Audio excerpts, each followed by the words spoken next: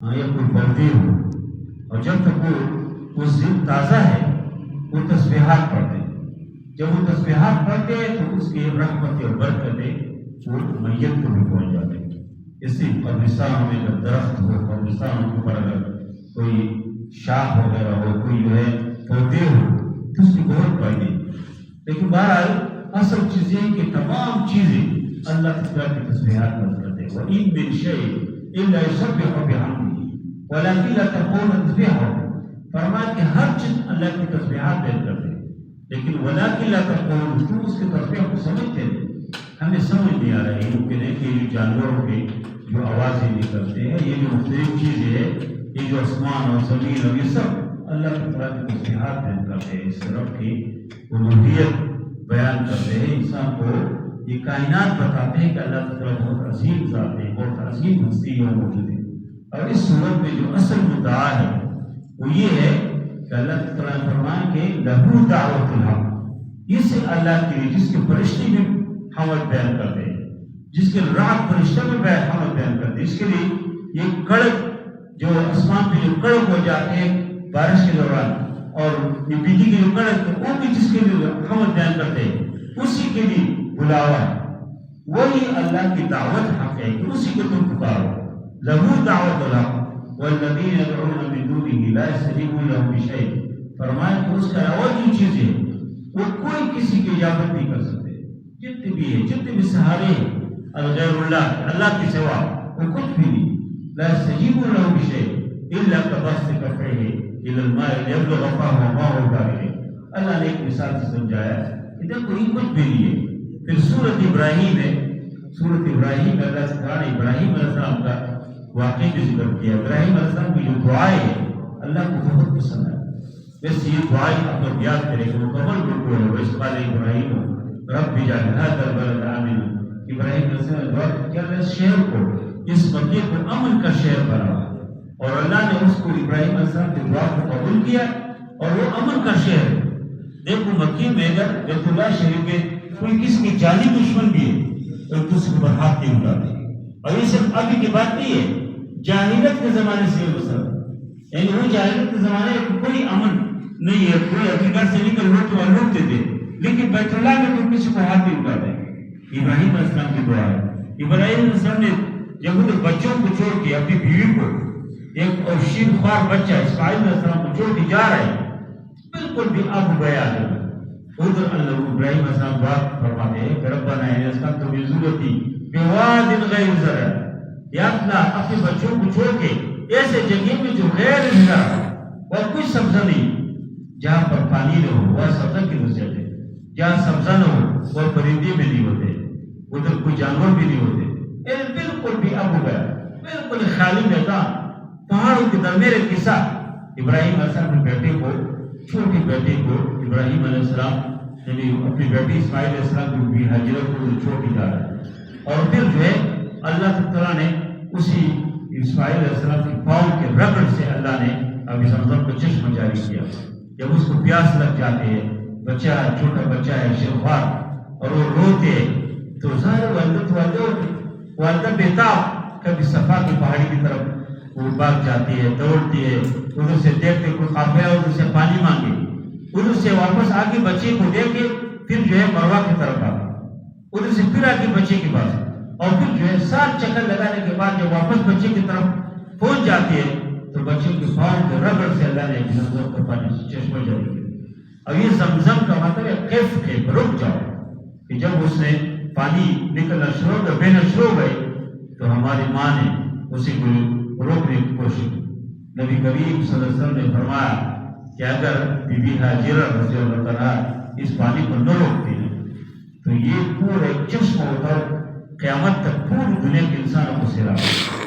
لیکن ابھی بھی دیکھو کس پانی سے جب اتنے لوگ ادھر جاتے ہیں، ادھر پیتے ہیں، اور ادھر جو ہے اور ہر سب میں کولر موجود ہوتے ہیں، ٹھنڈے پانی کی حالت اور تھوڑا سی گرم حالت لکھا ہوتا ہے، اور لوگ بے شمار پیتے ہیں، بے حساب.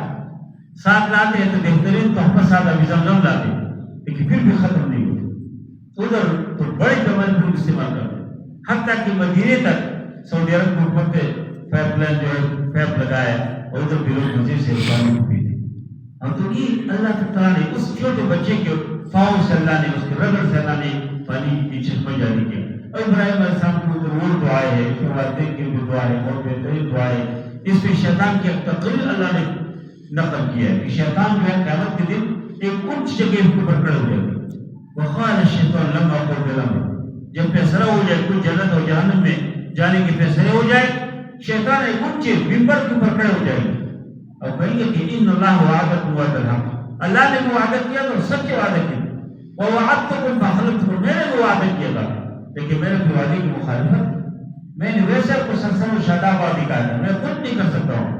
और फिर शैतान कहेंगे कि फला तलूमुनी, मुझे मलामत न करो, वलूमू अनफुसकुम, अपने आप को मलामत करो।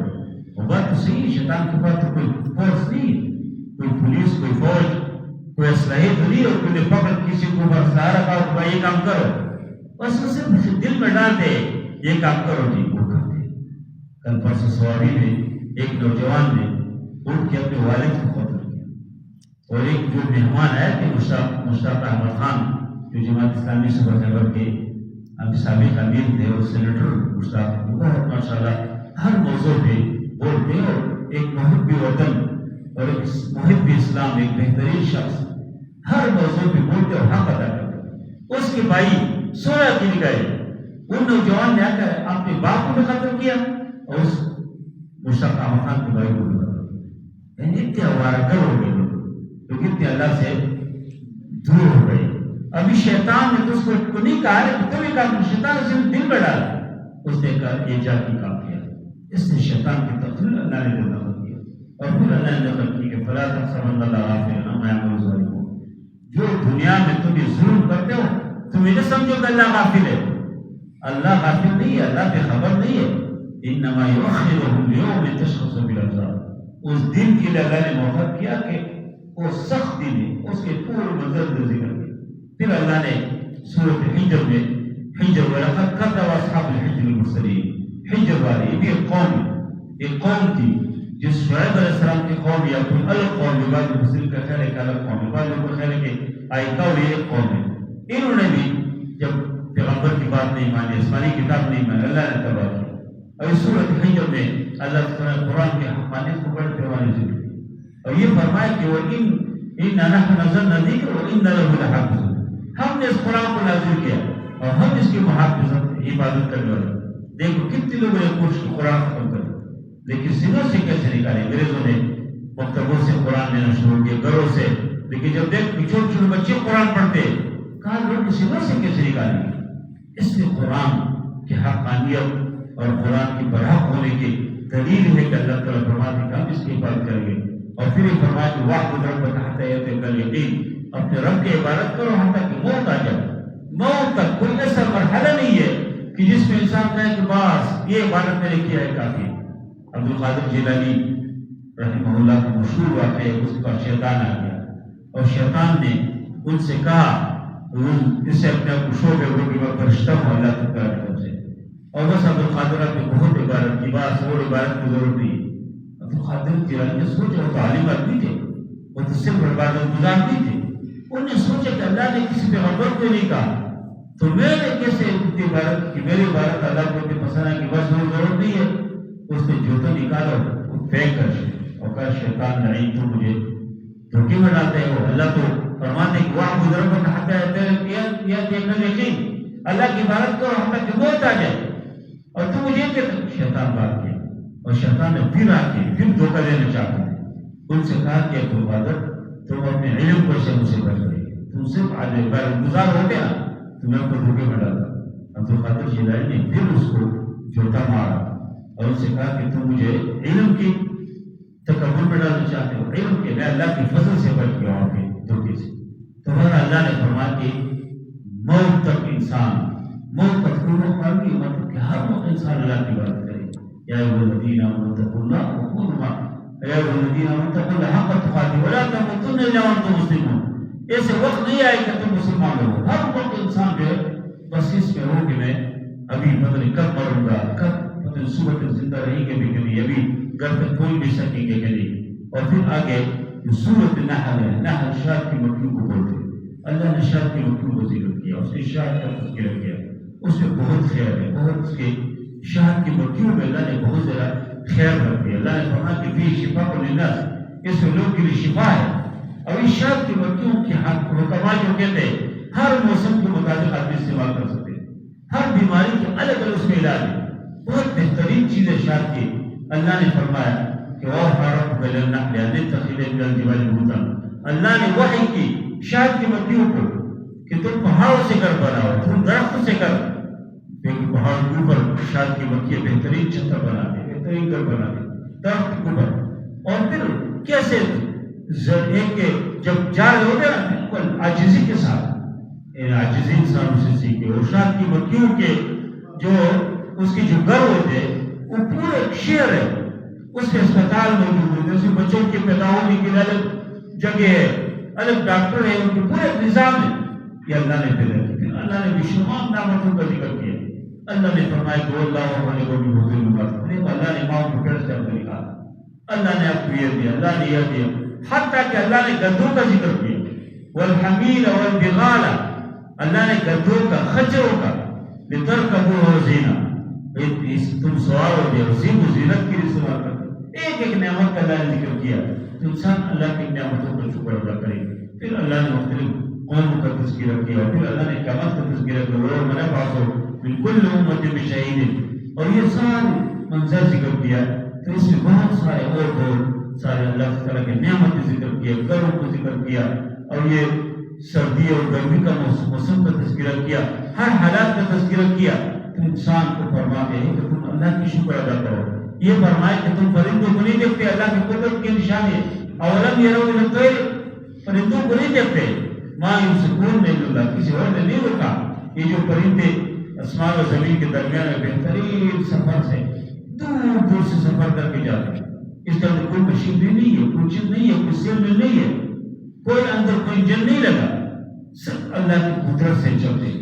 اور حتیٰ کہ اس سائبیریا کے جو جنگل ہے ادھر سے جو سردی کے موسم میں فرشتے پرندے ہمارے یہاں کراچی کے دریا کی طرف اور کراچی کی طرف آ جاتے ہیں، اکثر اس اوپر صحابی ٹی وی چینل والے اس کو بناتے ہیں کہ مہمان پرندے یہ سائبیریا سے سردی سے تنگ ہو کے آ جاتے ہیں، اور اس کے بارے میں مشہور ہے کہ وہ پرندے اتنی سردی سے گزرتے ہیں کہ جب وہ سفر کرتے ہیں تو 15 دن اس کی ایک قسم مفعول ہو جاتے ہیں سردی کی وجہ سے، ایک طرف سے وہ سفر کرتے ہیں، پھر 15 دن بعد یہ حصہ مفعول ہو جاتے یہ کام شروع کر دیتے ہیں، یعنی ایک حصے سے وہ چل رہے ہوتے ہیں، اتنی دور سے سفر کر کے مختلف ملکوں میں جاتے ہیں، گرم علاقوں میں، اور پھر جو ہے گرمی کے موسم میں واپس وہ ساتھ علاقوں میں جاتے ہیں۔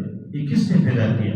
ما یمسکہن الا اللہ، کسی اور نے نہیں روکا، اللہ نے روک دیا، یا اللہ کی طرح اس کو پورے نظام کو، تو اس سے اللہ کی طرح بڑے پیمانے پہ نعمتوں پہ ذکر کیا۔ یقین ہر انسان کے اوپر اللہ کی بہت بڑی نعمت ہے۔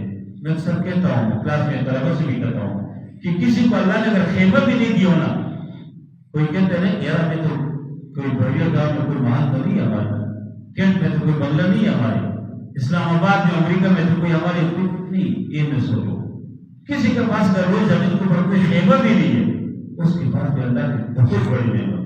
اور چل چھوڑے یہ بدن کتنے اللہ کی عظیم نعمت ہے۔ اگر آپ کی آنکھیں نہ ہونا، آپ کے پاس کروڑوں ارب روپیہ ہوں تو آپ کیا کریں گے؟ آپ کی کام چھوڑے۔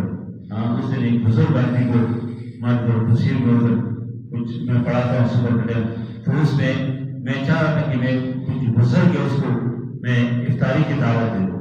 ایک بزرگ کے پاس میں گیا تو میں بات کرنا چاہ رہا تھا، تو اس نے کہا اچھا سمجھ مجھے کل صبح پڑھو، اشارے سے جب سے مشین نکال دیا، کان میں رکھ کے پھر کہا بھی بات سنو، وہ سیل لگاتے ہیں اور پھر بہر نہیں لگاتے، جب کوئی بات پھر لگاتے۔